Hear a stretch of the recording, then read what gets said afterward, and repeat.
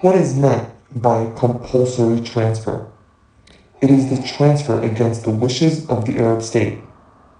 If you have to make a transfer agreement with each Arab village and every individual Arab, you'll never resolve the problem. We are continually carrying out transfers of individual Arabs, but the question will be the transfer of large numbers of Arabs with the agreement of the Arab state. Carrying out the compulsory transfer would be the greatest achievement in the history of the Jewish settlement in Palestine.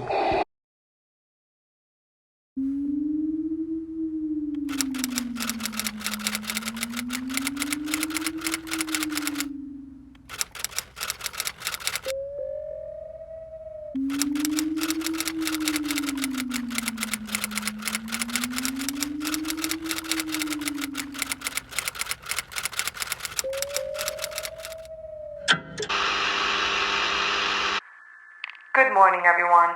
Today is April 9th, 1948. My name is David, and I am reporting live from the grounds of Palestine, where residents of a village known as Deir Yassin have decided to peacefully give up their land.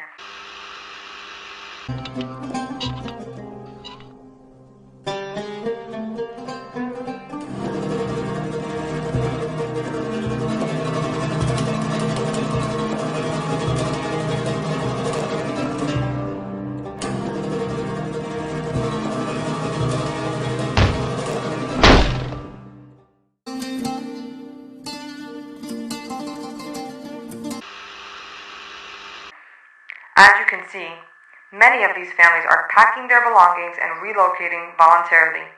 We have recently received word that the Arab states called on the Arabs to leave their land temporarily until the issue has been resolved.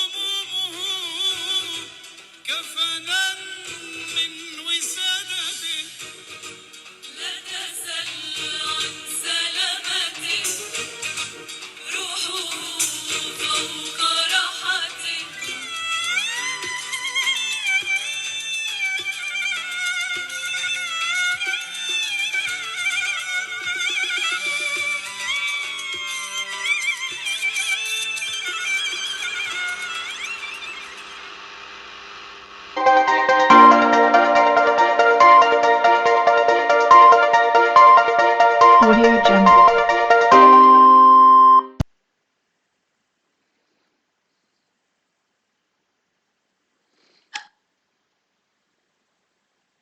Good evening. We interrupt this broadcast to bring you the latest in a developing story. For years, the international theater surrounding the settlement of the Israeli people in their homeland during the late 1940s has been a story of voluntary Arab exodus to neighboring countries, alongside a gradual settlement of Israeli nationals. What would be understood by many as a peaceful transfer of native Palestinians outside of their home country is now being examined more closely in the wake of historical documents coming to light. We have now come to understand that as early as 1937, Ben-Gurion, one of the masterminds behind the now historical political gambit, is recorded as saying, quote, "In many parts of the country it will not be possible to settle without transferring the Arab fallahin or local villagers." End quote. What had historically been typified as a voluntary transfer is now largely being understood to be a triumvirate of efforts by a nascent Israel on a military, diplomatic, and nationalistic scale.